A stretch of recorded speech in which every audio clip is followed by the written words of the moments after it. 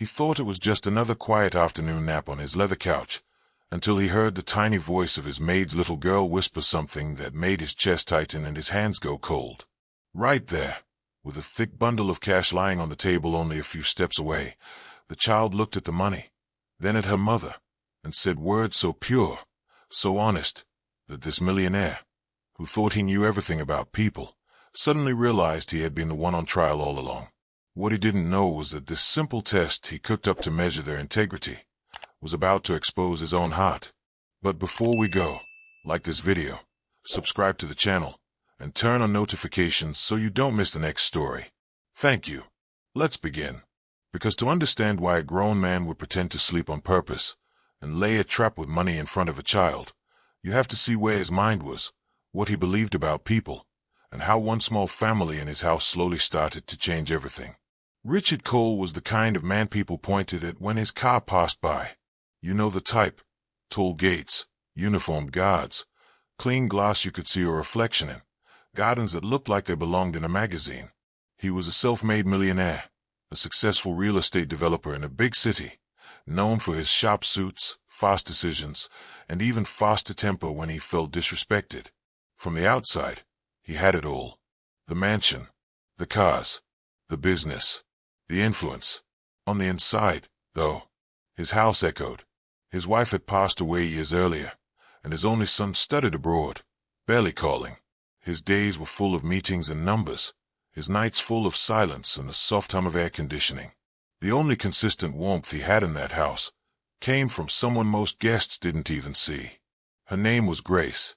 Grace was his live-in maid, a black woman in her mid-30s with gentle eyes and the kind of quiet presence that made a place feel like home.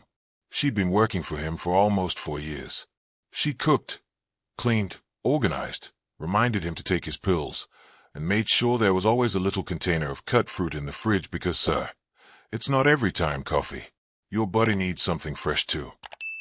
She was a widow, and she had a daughter, 8-year-old Amara.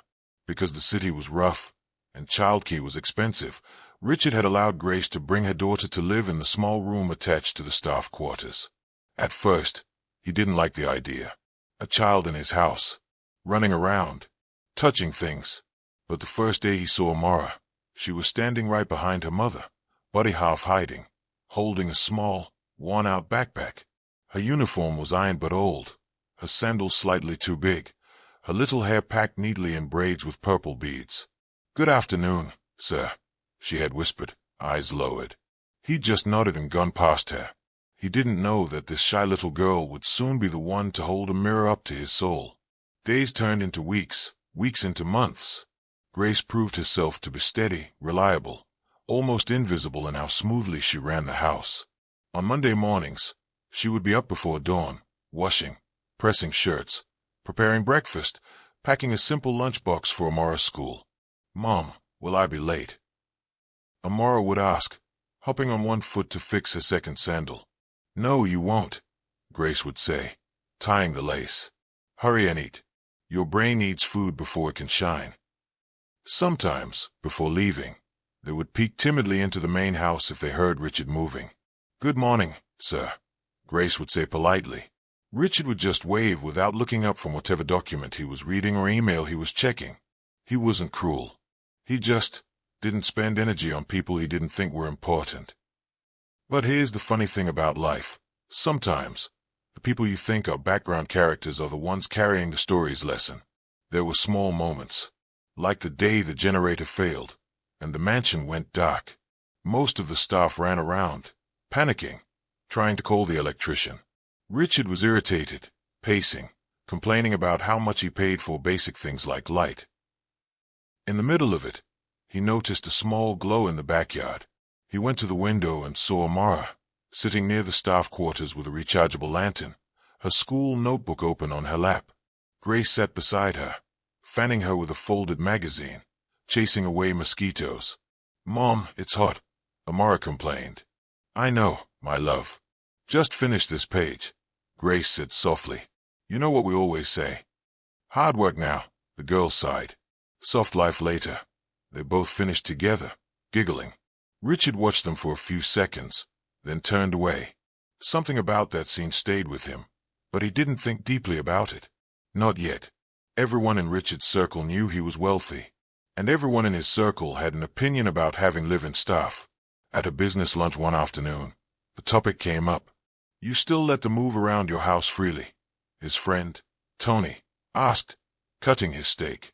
"I told you, you're too trusting." "Trusting?" Richard scoffed. "I have cameras, and a head of security." Tony leaned in. "Cameras don't catch everything. My cousin had this maid once. Quiet girl, never raised her voice.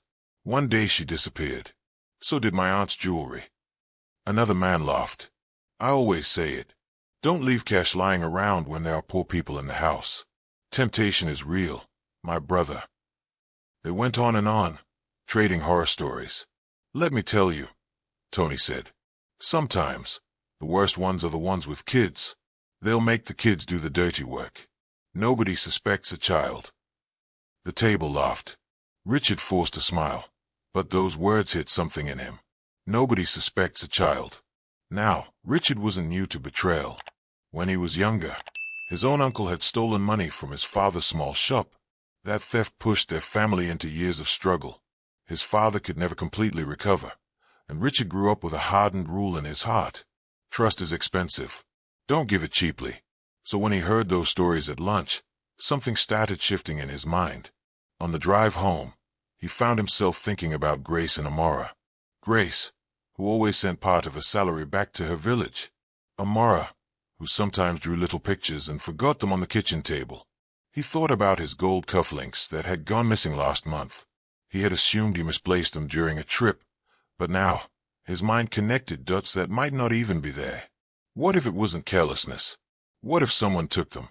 And once a person like Richard starts entertaining a thought like that, it's hard to think it. The first sign of trouble wasn't loud. It came in whispers, in little pauses, in the way he started looking at things differently.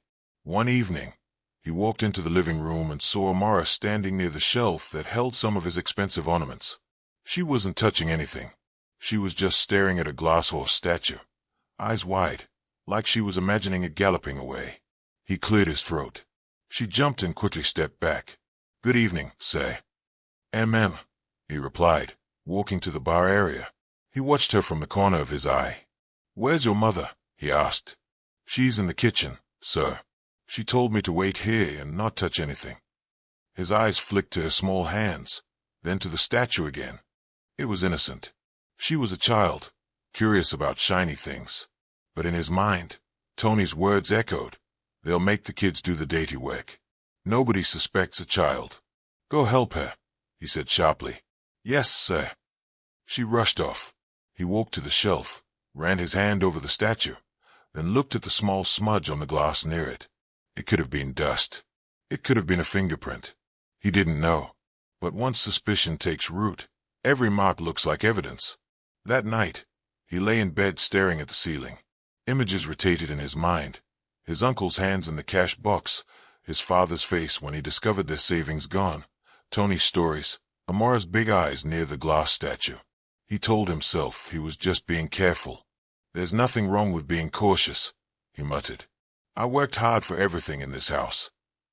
But beneath that surface logic was something uglier, a quiet prejudice he had never questioned. A voice that whispered, "They are poor. You're rich.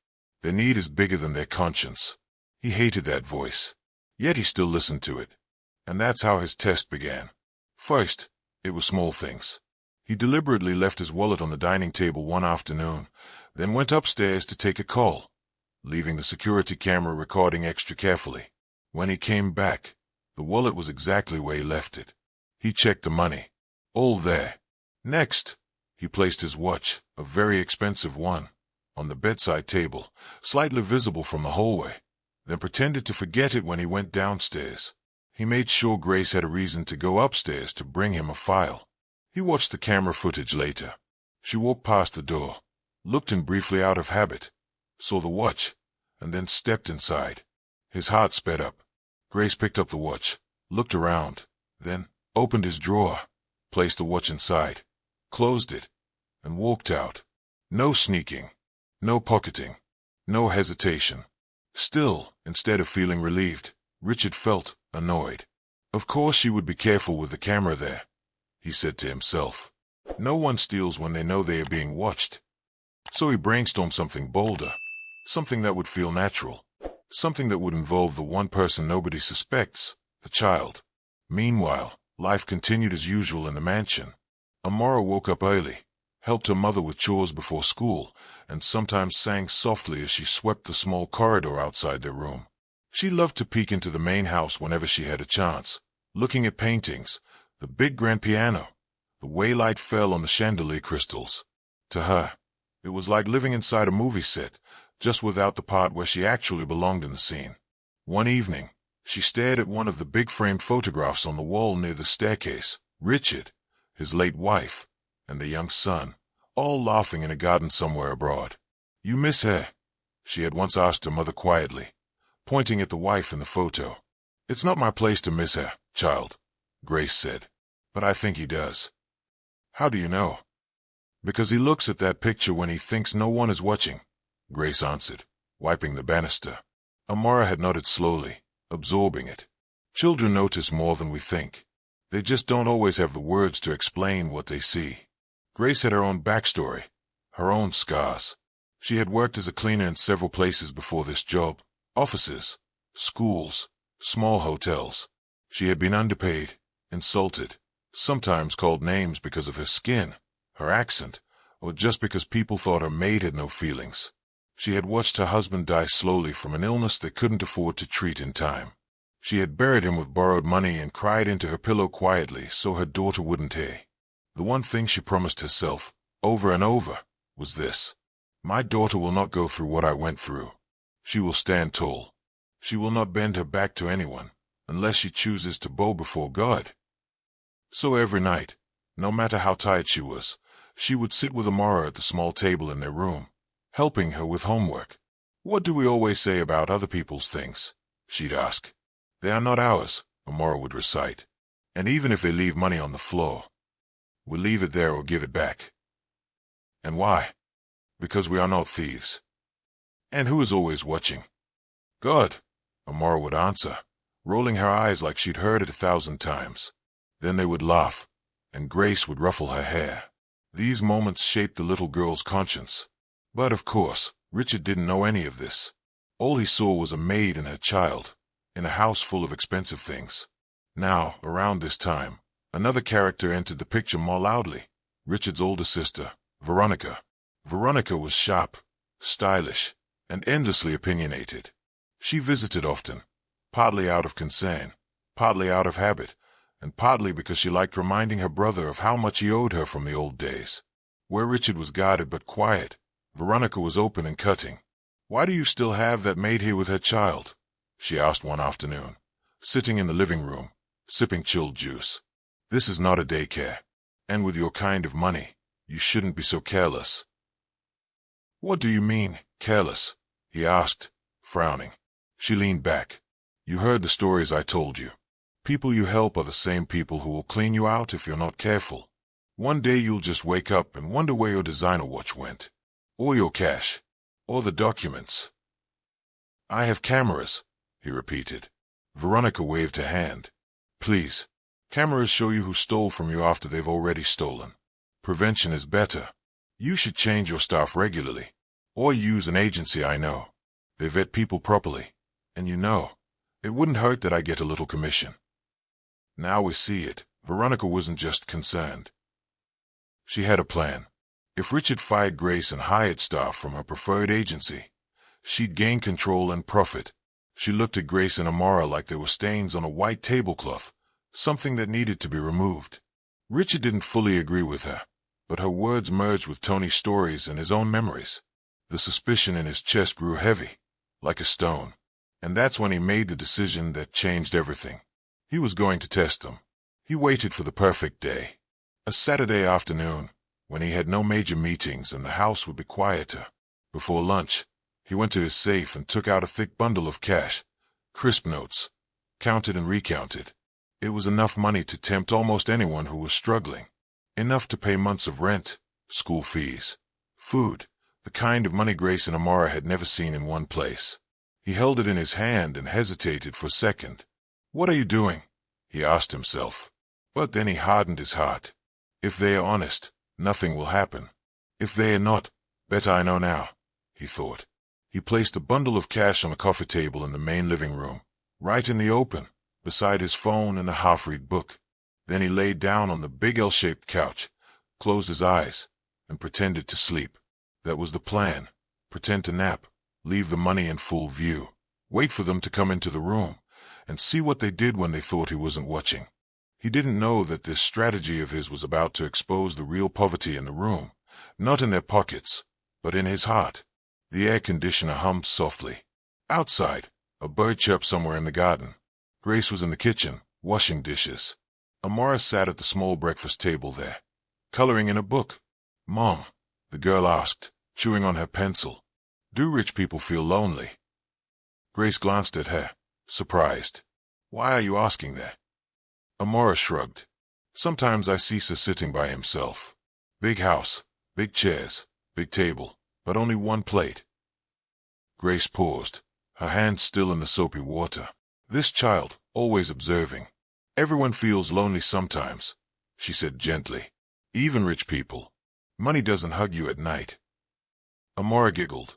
"If it did, Mom, you'd be married to money."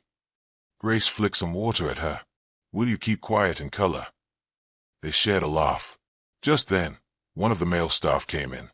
"Auntie Grace, Sir said he wants more orange slices with his drink. His in the living room." Grace wiped her hands. "Okay, I'll bring it." "Can I come?" Amara asked. "Just walk behind me." "Don't touch anything," Grace said. "Firm but kind." "Yes'm." They made their way to the living room. From the couch, with his eyes closed, Richard heard their footsteps approaching. His heartbeat picked up. He forced his breathing to stay slow and even, playing the role of a sleeping man. In his mind, he saw two possible scenes. One, they see the money, pretend not to, and walk away. He would feel vindicated for trusting them. Two, they see the money, hesitate, then slip it away. He would feel justified in his suspicion. He didn't imagine a third option. Grace stepped into the living room first. She saw him on the couch, arm over his forehead, eyes closed. "Say," she called softly. No response. She nodded to herself. "He's sleeping," she whispered to Amara. Then she turned to the side table to pick up the glass. That's when she saw it. A thick bundle of cash on the coffee table. Her eyes widened slightly, then immediately darted to Richard. He didn't move. "Mom," Amara whispered behind her. "Is that—" "Sure," Grace warned. She picked up the empty glass and walked slowly back toward the kitchen, gently steering Amara with her free hand. But Amara couldn't take her eyes off the money. She had never seen that amount so openly, so carelessly displayed. In a single second, her mind ran through 100 quiet wishes. School textbooks without torn covers. New shoes that actually fit. A birthday cake bigger than the one she'd only seen in adverts. Richard listened to their footsteps fade and exhaled slightly. He thought, good. She saw it and walked away. That's a good sign. But he wasn't done testing. He wanted to see what would happen without him in the room at all. He waited 10 more minutes, then adjusted his arm, making a small show of waking up. He stood, took his phone, but deliberately left the cash there, stretched, and walked out, making sure they heard his footsteps going up the stairs. In his mind, the real test was about to begin. Back in the kitchen, Grace squeezed oranges quietly. Amara sat on the small stool, swinging her legs. "Mom," she said, voice careful. "Yes, my love." "Did you see the money on the table?" Grace paused mid-squeeze.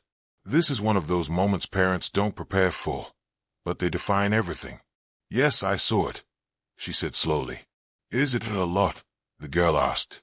Grace turned to her and smiled softly. "It's more than I've held in my hands in a long time." "Why would he leave it like that?" Amara asked innocently. "What if someone took it?" Grace's fingers tightened on the juicer. Her mind worked quietly. She had seen the relaxed way he was lying, the way the bundle was placed, almost thrown. Something about it didn't feel right. "Maybe he trusts everyone here," she said. "Or maybe," she trailed off. "Maybe what?" Amara pressed. Grace studied her daughter's face. Curious. Smart. hungry for answers. Finish your coloring, Grace said. I'll take him his drink. But as she poured the orange juice into a glass, her heart beat faster. Something felt wrong. Upstairs, Richard stood halfway down the hallway, just out of sight but within earshot of voices traveled from the living room. He had told himself he was going to his study. Instead, he hovered, listening, waiting. He felt ridiculous. A grown, wealthy man acting like a spy in his own house. But the suspicion had already tied a knot in his chest, and the only way he knew how to untie it was to prove something. He heard Grace's footsteps again, going to the living room, then the sound of a tray placed on the side table, then silence. He imagined her eyes landing on the money again. He imagined her fingers twitching. Maybe. He imagined the little girl asking questions. He leaned closer to the banister, every muscle tensed. What he didn't know was that Grace was about to make a decision that would draw a line in the sand, and that her daughter was about to say something that would cut straight through his illusions. In the living room, Grace stood still, holding the tray with the juice. She glanced at the couch, empty now. Her eyes moved to the coffee table. The money was still there. She took a slow breath. Why would he leave it like this? She thought. Then, quietly, she spoke out loud, more to herself than anyone. This is not normal. Mom, came Amara's little voice from the doorway. Grace turned. Did I not tell you to stay in the kitchen? I wanted to help bring something, Amara said. Is Sir still sleeping? No, he went upstairs. The girl's eyes landed on the cash. Again, that flash of wonder. Mom, that's a lot of money, she whispered. Grace set the tray down and walked over to her daughter, placing both hands on her shoulders. She knelt so they were eye level. Look at me, she said gently. Amara looked up. What do we always say about other people's money? Grace asked. It's not ours, Amara recited, almost automatically. And even if we are hungry, we still don't take it. And why? Grace pressed. Because we are not thieves, Amara replied. Grace nodded and smiled sadly. Good. I just wanted to hear you say it again today. But Mom, Amara's voice dropped. Can I tell you something? Yes. The girl glanced at the money again and then back at her mother, and the words that came out next were the very words that would freeze Richard where he stood upstairs, listening. Sometimes, Amara whispered, I feel like Sir is waiting for us to make a mistake, so he can prove to himself that we're exactly what people say we are. Grace's breath caught. What do you mean? She asked carefully. At school, Amara said. Some people say things about people like us. About maids. About black people who work in big houses. They say we're always looking for what to steal, that we're happy with crumbs, that we can never be trusted. And sometimes, when Sir looks at me, I feel like he's checking if I'll become that person. Her eyes filled with tears, but she blinked them back. I don't want to be that person, Mom. I want to be the one who proves them wrong. Grace's chest tightened. My daughter, you already are, she said, pulling her into a hug. Then why does he look at us like that sometimes? Amara asked into her shoulder, like we are less. Grace didn't have a simple answer, so she told the truth she had held onto all her life. Because some people's hearts are sick with fear and pride, she said softly. They think money makes them better than others. They think skin or job or address decides your worth. But listen to me. She pulled back and cupped Amara's face. Our worth comes from God, not from a rich man's opinion. Do you hear me? Yes, Mom, the girl sniffed. And one day, Grace continued, you will be a doctor or a lawyer or whatever you want to be. You will sit at tables like theirs and maybe even higher. And when you do, you will remember that we never used our hunger as an excuse to steal. We never became what they secretly hoped we would be. We stayed honest, even when no one was watching. That is our power. Amara nodded, wiping her eyes. Grace squeezed her hand. Now, let's do what is right. She walked to the coffee table, picked up the bundle of cash very carefully, and held it in her hands for a moment. If I wanted to, this money could change our month, she thought. Maybe our year. But she set her jaw, turned, and carried it upstairs. Amara watched her go, shoulders a little straighter than before. Downstairs, it looked like just a maid returning something that didn't belong to her. But in the heart of that child, a foundation was being poured, a foundation of integrity stronger than marble. Upstairs, Richard stood frozen by the staircase, every word drifting up like smoke from below. Sometimes I feel like Sir is waiting for us to make a mistake, so he can prove to himself that we're exactly what people say we are. He hadn't expected to hear that. He hadn't expected to hear his own assumption put into plain, painful words by a child. He had thought he was just being cautious. He had thought it was just a test. But in that moment, he realized something brutal. He wasn't just testing their honesty. He was testing his humanity. And he was failing. He felt shame creep up his neck, hot and heavy. As Grace's footsteps approached, he quickly moved away from the banister and went into his room, sitting on the edge of the bed, trying to compose his face. A soft knock. "Come in," he said, voice steady. Grace opened the door, eyes lowered, hands holding the bundle of cash. "Sir," she said respectfully, "I found this on the coffee table. You must have forgotten it." He looked at her, really looked at her, for the first time in a long time. Not as the maid. As a person. Someone with a history, a daughter, a spine made of quiet steel. "Thank you, Grace," he said, taking the money. "Where was it?" "On the table in the living room, sir." "Did you open it?" he asked, then immediately regretted the question. She shook her head. "No, sir. I don't count what is not mine." The simplicity of her answer hit him harder than any insult. He swallowed. "And the child? Where's Amara?" "In the kitchen, sir." "Okay," he said softly. Grace turned to leave. "Grace," he heard himself say. She paused. "Yes, sir." He wanted to apologize, to explain, to confess that he'd been the one on trial, but years of pride and constraint held his tongue. "Nothing," he said weakly. "You can go." She nodded and left. When the door closed, Richard stared at the bundle in his hands and felt like he was holding a mirror instead of money. He didn't see notes. He saw his own prejudice. He saw a child who could feel the weight of his gaze. He saw a woman who had more honor with an empty wallet than some of his wealthy friends had with full bank accounts. And in that quiet, for the first time in a long time, he wondered, what kind of man have I become? Over the next few days, something shifted in Richard. He found himself watching Grace and Amara differently, not with suspicion, but with a kind of raw curiosity and respect. He noticed small things he had never bothered to see. The way Grace always served him last at the table, making sure everyone else had been served first. The way Amara helped carry groceries from the car even when the driver said, "No, leave it." The way they prayed quietly before eating, even if it was just a plate of leftovers. At the same time, he also became painfully aware of his sister's attitude.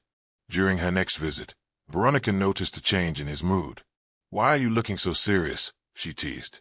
"Did one of your staff finally do something foolish and confirm what I've been saying?" Richard looked at her, really looked, and saw for the first time how her words dripped with contempt for anyone she saw as below her.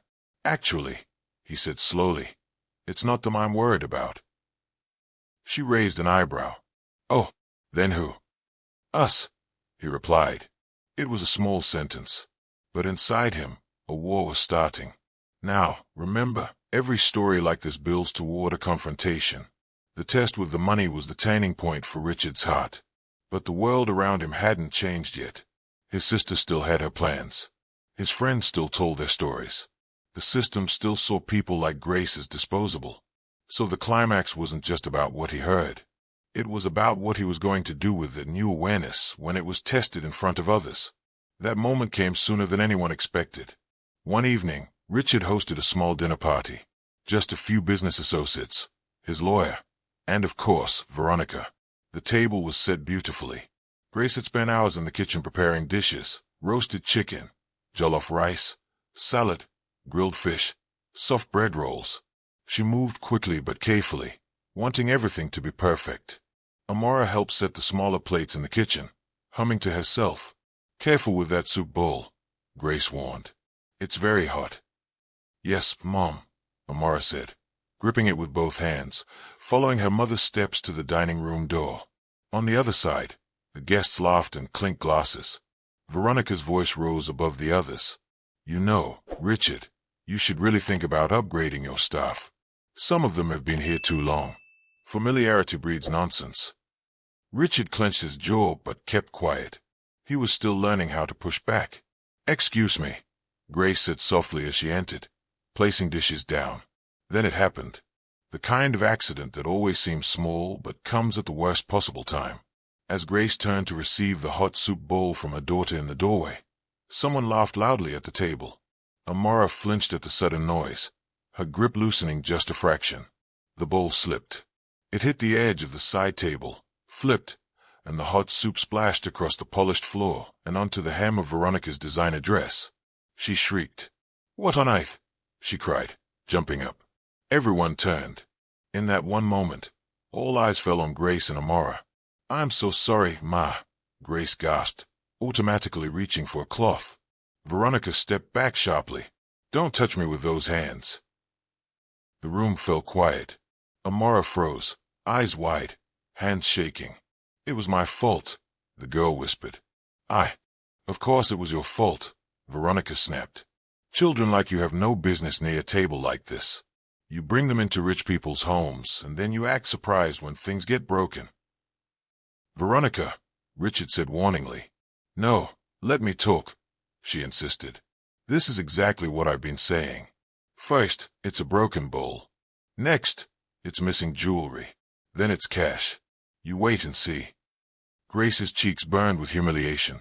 I will clean it, Ma, she said softly. I am very sorry. Oh, you'll clean it, Veronica said coldly. But that's not enough. Honestly, Richard, this is becoming embarrassing. Look at this. She held up the stained edge of her dress as if it was proof of her prophecy. This is what happens when you let your heart get soft with staff. You start treating them like family. They start forgetting their place. You need to fire them before they cost you more than soup. The words hung in the air like smoke. The other guests shifted uncomfortably. Amara's lips trembled. Tears gathered in her eyes, but she forced them down, remembering her mother's words about dignity. Richard looked at his sister, his staff, the spilled soup. This was the moment everything could have gone differently. He could have stayed quiet. He could have let his sister speak for him like he'd always done. He could have looked at Grace and Amara as just the help and used this as an excuse to cut them off. Instead, he remembered a small voice in the living room saying, I want to be the one who proves them wrong. He took a breath and chose a side. Enough, Richard said, standing up. The room went even quieter. Richard, Veronica said, surprised. He moved around the table slowly, his gaze fixed on his sister. You will not speak to them like that in my house again. They spilled hot soup on me, she protested. Look at my dress.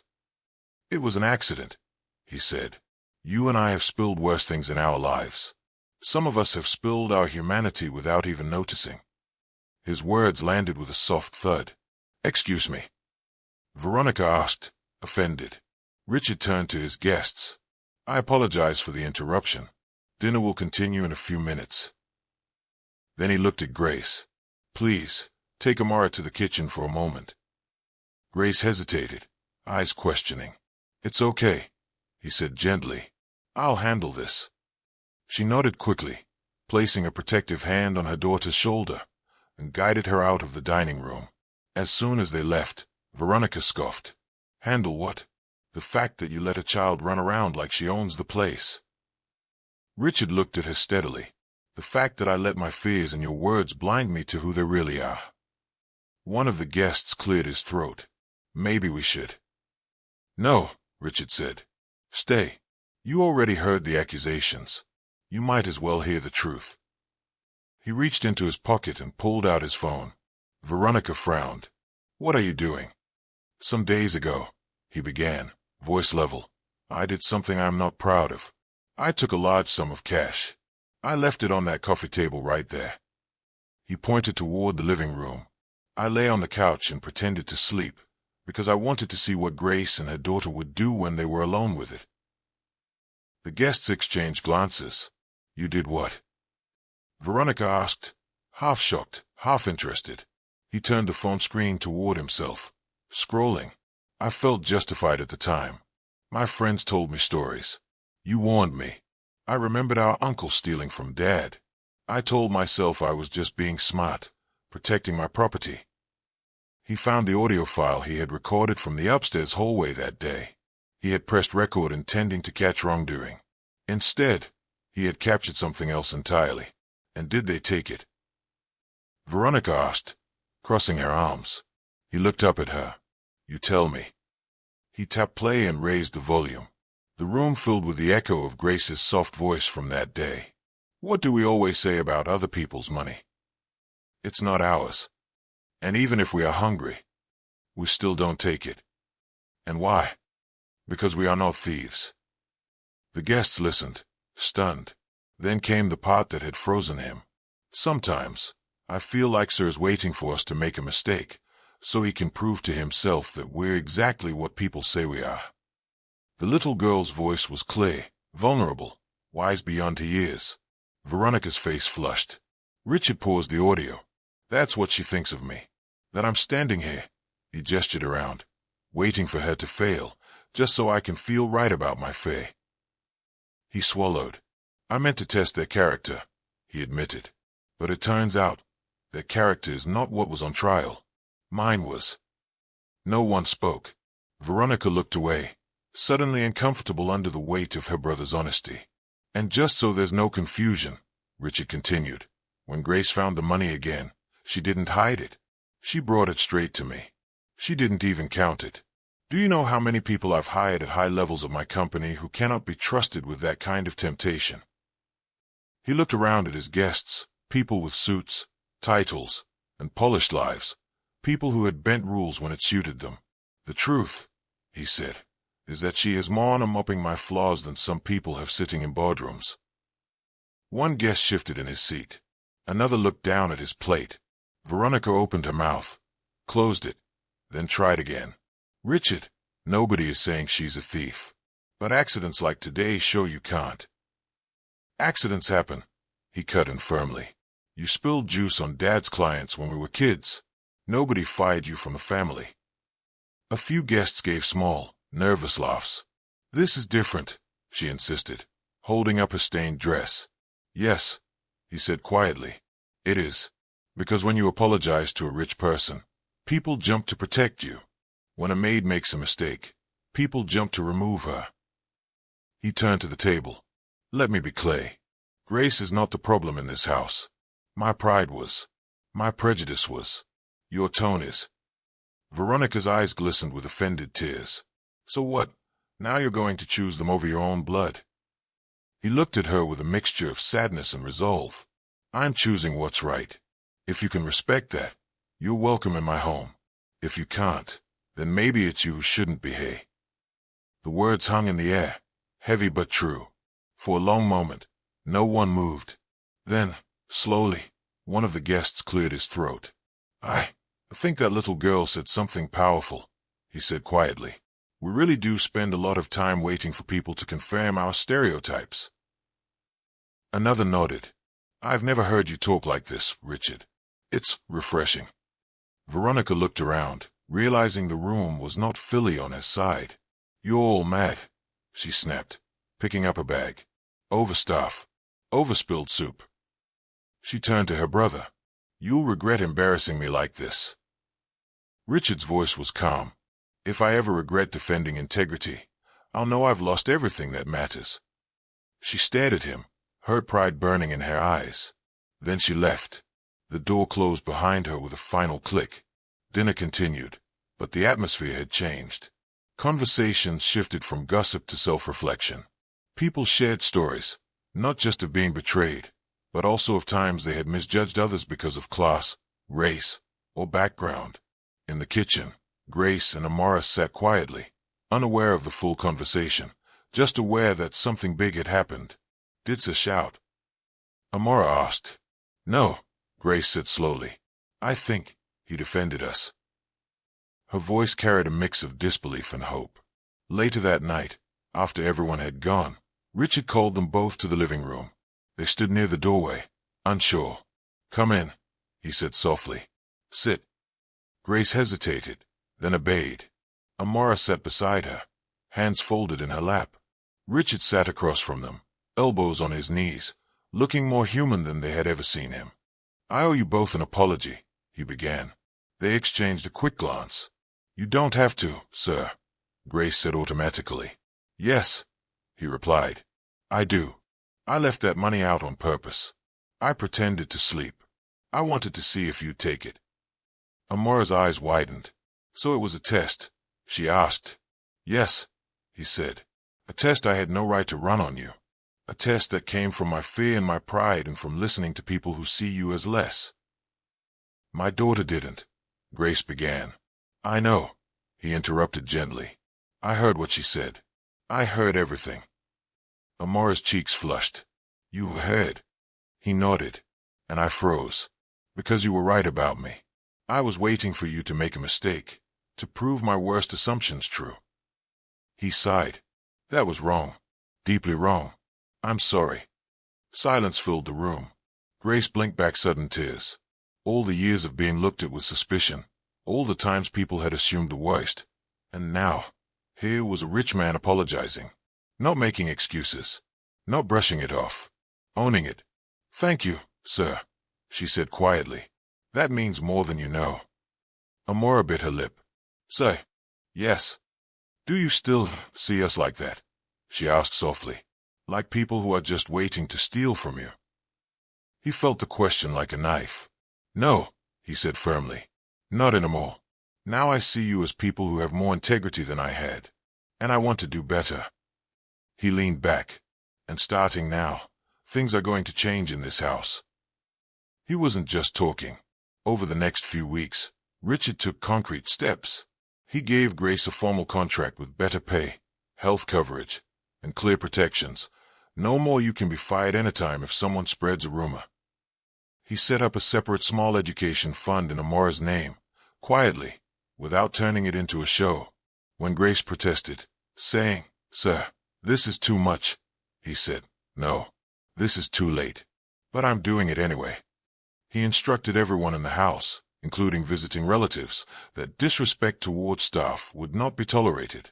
Anyone who abused them verbally would be asked to leave, no matter their status. But he didn't stop there. He looked at his company, too. For years, most of his upper management positions had gone to people from similar backgrounds as him, wealthy, connected, safe. He decided to start a trainee program for young people from underprivileged backgrounds, including staff members' children, to join, learn, and rise. When his lawyer asked, "Are you sure?" "This is a big shift," he replied. "If we can't trust people to grow, what's the point of all this?" People murmured. Some complained. Some called him soft, or said he was trying to prove a point. But he knew the truth. He wasn't trying to prove anything anymore. He was finally trying to be the man he wanted that little girl to believe he was. Months turned into a year. Life didn't magically become perfect.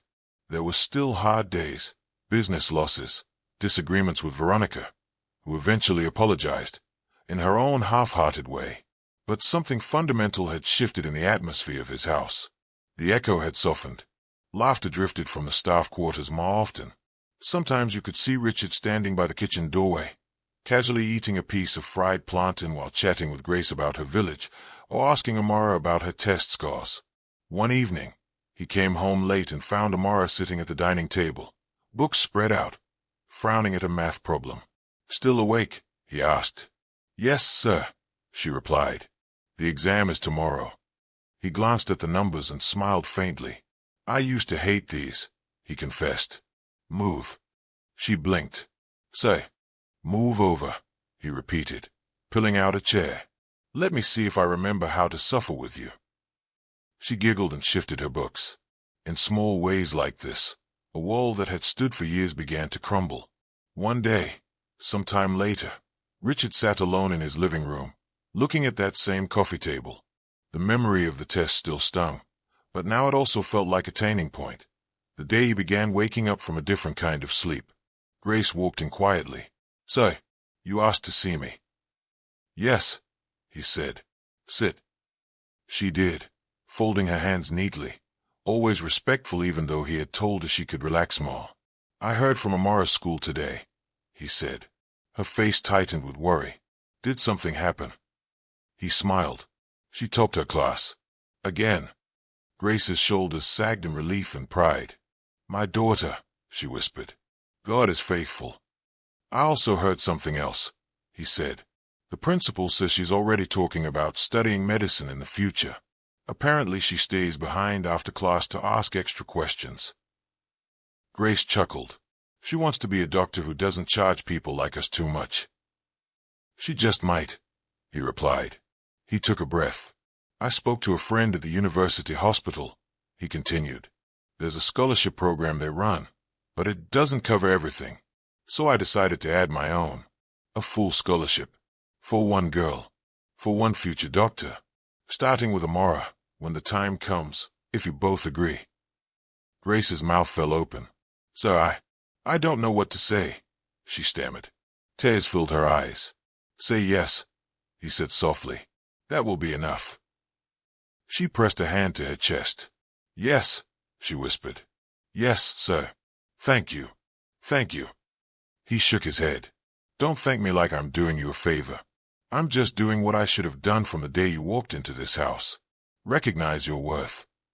She wiped her eyes, laughing through her tears. Still, I will thank you. Every day. Years later, the mansion looked different, not because of the furniture, but because of the people.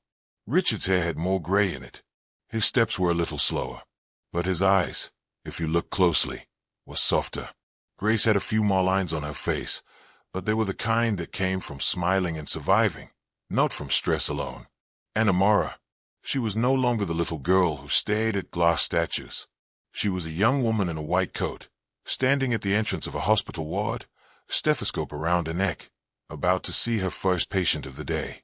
On her way in, she stopped by a visitor's chair where an older man sat, waiting.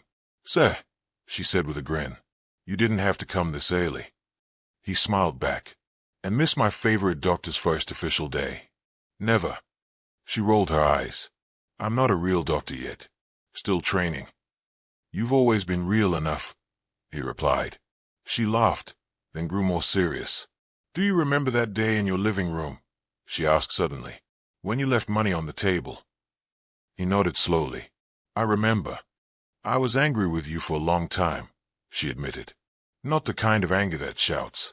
The quiet kind that just sits in your chest. I deserve that, he said. But that day also shaped me, she continued. Because I realized two things. One, people will try to put you in a box and wait for you to prove them right. And two, you can choose every day to prove yourself instead. To yourself. To God. Not to their low expectations. He looked at her with pride. You've done that. So have you, she said softly. He blinked. Have I? Yes, she nodded. Because you could have doubled down. You could have fired us, believed the worst, followed your sister's advice. Instead, you listened. You changed. And that's harder than anything. He swallowed, emotion tightening his throat. Maybe we both passed a test, he said quietly. She smiled. Maybe we did. A nurse called her name. She stood. I have to go, sir. People are waiting. He nodded. Go. Do what you were born to do. She turned to walk away, then stopped and looked back one more time. By the way, she said playfully, you can leave your wallet on any table now. I'll only steal your heart as your favorite doctor. He laughed, that deep, honest kind of laugh that comes from a healed place. Deal, he said. She disappeared down the corridor. Looking back, it's wild to think it all started with a man pretending to sleep. A bundle of money on a table. A maid doing the right thing when no one seemed to be watching. A child telling the raw truth about how it feels to be judged before you even move. He thought he was testing them. But in reality, life was testing him. Testing whether he would stay asleep in his fear and prejudice, or wake up and choose integrity, humility, and change. And that's where this story speaks to you.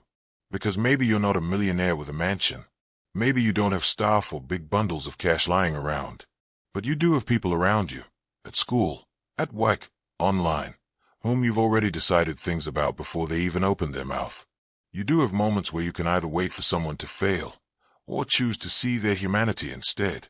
You do have tests you're running in your heart without even realizing it. And the question is, are you really testing them?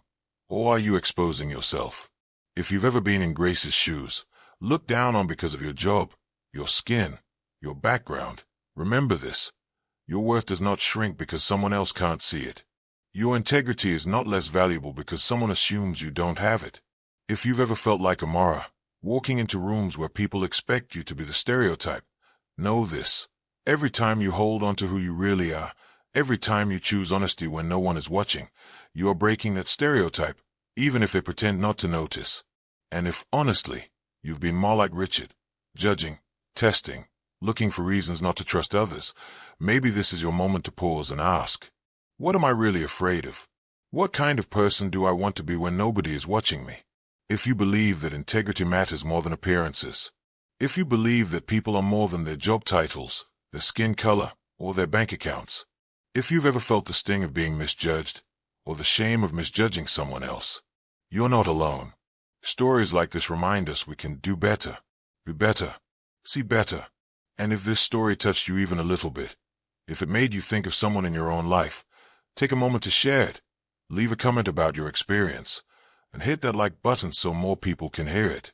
And of course, if you want more true, emotional stories like this, stories that don't just entertain you but also hold a mirror up to the heart, make sure you subscribe and turn on notifications. Because sometimes, the biggest tests in life don't happen in exam halls or courtrooms. Sometimes, they happen in quiet living rooms, with someone pretending to sleep, and a child brave enough to tell the truth.